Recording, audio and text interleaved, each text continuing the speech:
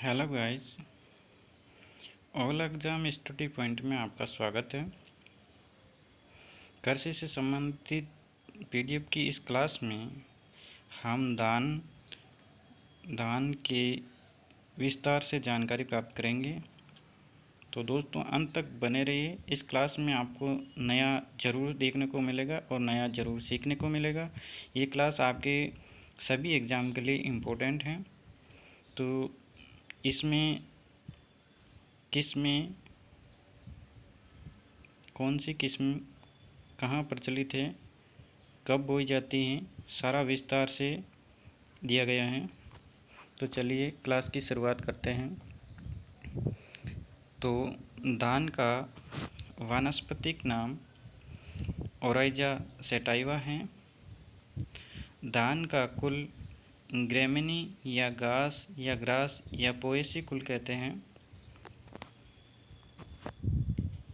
Next है, धान में गुणसूत्रों की संख्या कितनी होती है? तो धान में गुणसूत्रों की संख्या 2n बराबर 24 होती है। धान विश्व में कितने प्रतिशत जनसंख्या का भोजन है? तो धान विश्व में 60% जनसंख्या का भोजन है। विश्व का कितने प्रतिशत धान एशिया में पैदा होता है, उपयोग में आता है? तो 90%। धान में कितने प्रतिशत वसा पाई जाती है? तो धान में 2 से 2.5% वसा पाई जाती है। नेक्स्ट क्वेश्चन, धान के उत्पादन में भारत का विश्व में कौन सा स्थान है? तो धान के उत्पादन में भारत का विश्व में दूसरा स्थान है। धान के उत्पादन में विश्व में प्रथम स्थान पर कौन है? तो धान के उत्पादन में विश्व में प्रथम स्थान पर चीन है। धान के कुल क्षेत्रफल में भारत का स्थान विश्व में कितना है? तो धान के कुल क्षेत्रफल में भारत का विश्व में स्थान प्रथम है। धान एक फसल है, तो धान एक स्वपरागित फसल है। नेक्स्ट है, धान की 1 हेक्टेयर उचित समय पर खेती के लिए नर्सरी का क्षेत्रफल कितना होना चाहिए? तो धान की 1 हेक्टेयर नर्सरी उचित खेती के लिए नर्सरी का जो क्षेत्रफल है 500 वर्ग मीटर होना चाहिए। नेक्स्ट है, धान की 1 हेक्टेयर पछेती खेती के लिए नर्सरी का क्षेत्रफल कितना होना चाहिए? तो धान की 1 हेक्टेयर पछेती खेती के लिए नर्सरी का क्षेत्रफल 750 से 1000 वर्ग मीटर होना चाहिए। नेक्स्ट है, धान की फसल में किस प्रकार की जलवायु की आवश्यकता होती है? तो धान की फसल में गर्म और आर्द्र जलवायु की आवश्यकता होती है। नेक्स्ट है, चावल में कार्बोहाइड्रेट कितने प्रतिशत होता है? तो चावल में कार्बोहाइड्रेट 72.5 से 77.2% होता है। नेक्स्ट है, अंतर्राष्ट्रीय धान अनुसंधान केंद्र कहाँ पर स्थित है? तो अंतर्राष्ट्रीय धान अनुसंधान केंद्र मनीला, फिलीपींस में है। धान की बढ़वार के लिए आवश्यक तापमान कितना होना चाहिए? तो धान के बढ़वार के लिए आवश्यक तापमान 25 से 30 डिग्री सेंटीग्रेड होना चाहिए। नेक्स्ट है, भारत में प्रति हेक्टेयर धान पैदा करने में कौन सा राज्य अग्रणी है? तो भारत में प्रति हेक्टेयर धान की पैदावार में पंजाब राज्य अग्रणी है। नेक्स्ट, धान एक पौधा है, तो धान कम प्रकाश चाहने वाला पौधा है। नेक्स्ट है,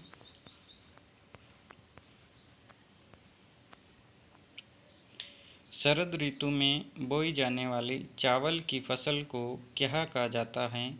तो शरद ऋतु में बोई जाने वाली चावल की फसल को अस कहा जाता है और यह पश्चिम बंगाल और बिहार में बोई जाती है। नेक्स्ट है, शीत ऋतु में बोई जाने वाली चावल की फसल को क्या कहा जाता है? तो शीत ऋतु में बोने जाने वाली चावल की फसल को अमन कहा जाता है और यह उड़ीसा में बोई जाती है। नेक्स्ट है, बसंत या ग्रीष्म ऋतु में बोई जाने वाली चावल की फसल को क्या कहा जाता है? तो बसंत या ग्रीष्म ऋतु में बोई जाने वाली चावल की फसल को बोरो कहा जाता है और ये पश्चिम बंगाल में बोई जाती हैं नवंबर और दिसंबर में।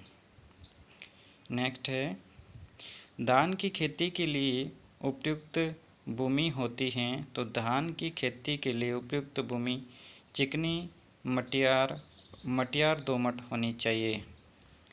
नेक्स्ट है, धान की खेती के लिए उपयुक्त पीएच होता है।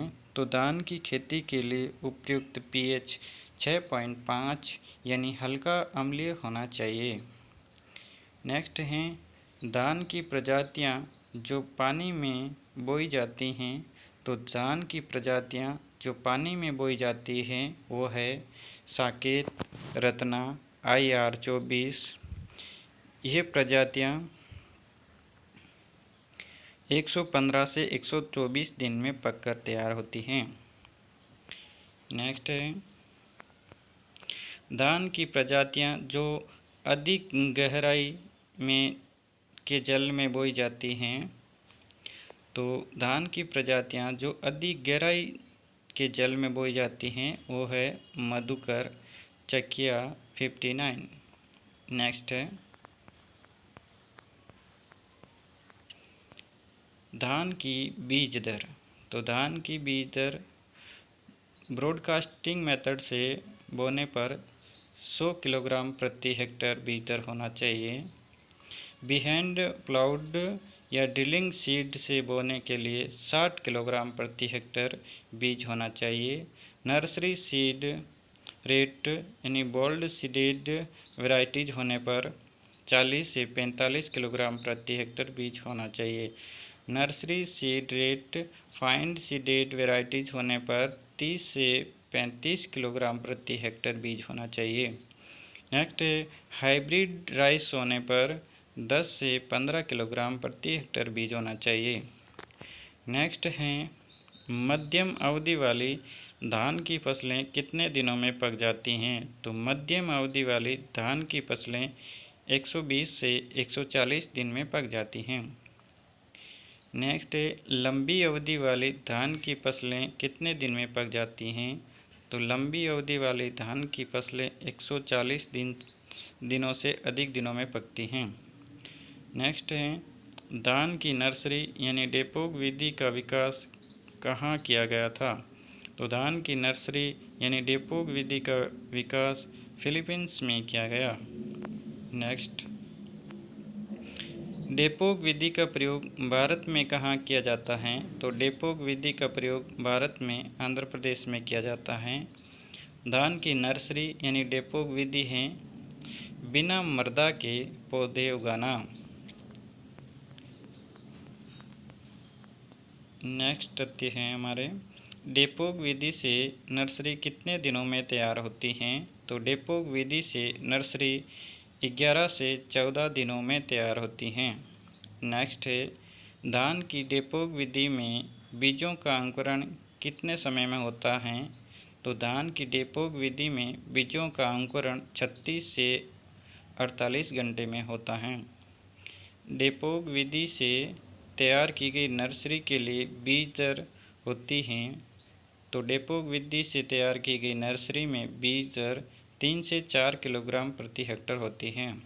नेक्स्ट है, धान की 1 हेक्टेयर खेती के लिए डेपोक नर्सरी का क्षेत्रफल होना चाहिए। तो धान की 1 हेक्टेयर खेती के लिए डेपोक नर्सरी का क्षेत्रफल 20 से 30 वर्ग मीटर होना चाहिए। डेपोक विधि से तैयार की गई नर्सरी में कितने पौधे एक साथ खेत में रोपते हैं? तो डेपोक विधि से तैयार की गई नर्सरी के 3 से 4 पौधे एक साथ रोपते हैं। नेक्स्ट है, धान के खेत में कौन सा जैविक उर्वरक मुख्य रूप से उपयोग किया जाता है? तो धान के खेत में मुख्य रूप से एजोला, नील हरित शैवाल, जीवाणु उर्वरक एजोस्पाइरिलम उपयोग किया जाता है।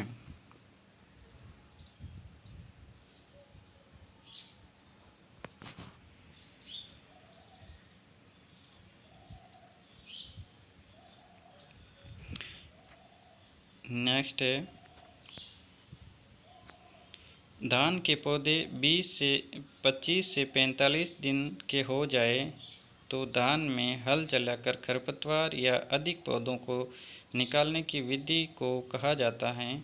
तो धान के पौधे 25 से 45 दिन के हो जाए तो खेत में हल चलाकर खरपतवार व अधिक पौधे निकालने की विधि को बुशनिंग कहा जाता है। नेक्स्ट, धान का प्रमुख खरपतवार कौन सा है? तो धान का प्रमुख खरपतवार जंगली धान होता है। धान के खेत में प्रमुख खरपतवार कौन से हैं?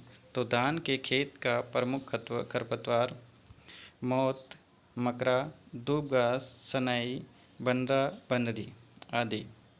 नेक्स्ट है धान के खेत में कौन से शाकनाशियों का प्रयोग किया जाता है? तो धान के खेत में 2,4-D, के एमिनफॉर्म, MCPA, प्रोपेनिल सभी वर्णात्मक और फिनॉक्सी यौगिक जो स्थानांतरित हैं इनका उपयोग किया जाता है। धान का प्रमुख शाकनाशी हैं तो धान का प्रमुख शाकनाशी हैं मैचिटी, ब्यूटाक्लोर। नेक्स्ट है धान में ब्लास्ट रोग होता है तो धान में ब्लास्ट रोग कवक द्वारा होता है और कवक का नाम है पिरिकुलेरिया ओराइजी। नेक्स्ट है धान की कौन सी बीमारी के कारण 1943 में बंगाल में अकाल पड़ा था? तो धान की ब्राउन स्पॉट बीमारी के कारण 1943 में अकाल पड़ा था। नेक्स्ट है धान में खैरा रोग किसकी कमी के कारण होता है? तो धान में खैरा रोग जिंक की कमी के कारण होता है। नेक्स्ट है भारत में 1943 का बंगाल अकाल किसके कारण पड़ा था? तो भारत में 1943 में बंगाल अकाल ब्राउन स्पॉट ऑफ राइस के कारण पड़ा था।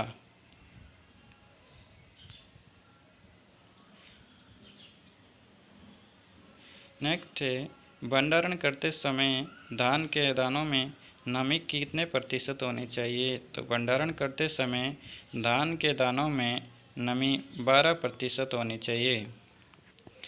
तो गाइज ये थी धान और उससे संबंधित सभी महत्वपूर्ण तथ्य। नेक्स्ट क्लास में विजिट बने रहने के लिए हमारे चैनल को लाइक, शेयर और सब्सक्राइब जरूर कीजिएगा। Thank you watching this video.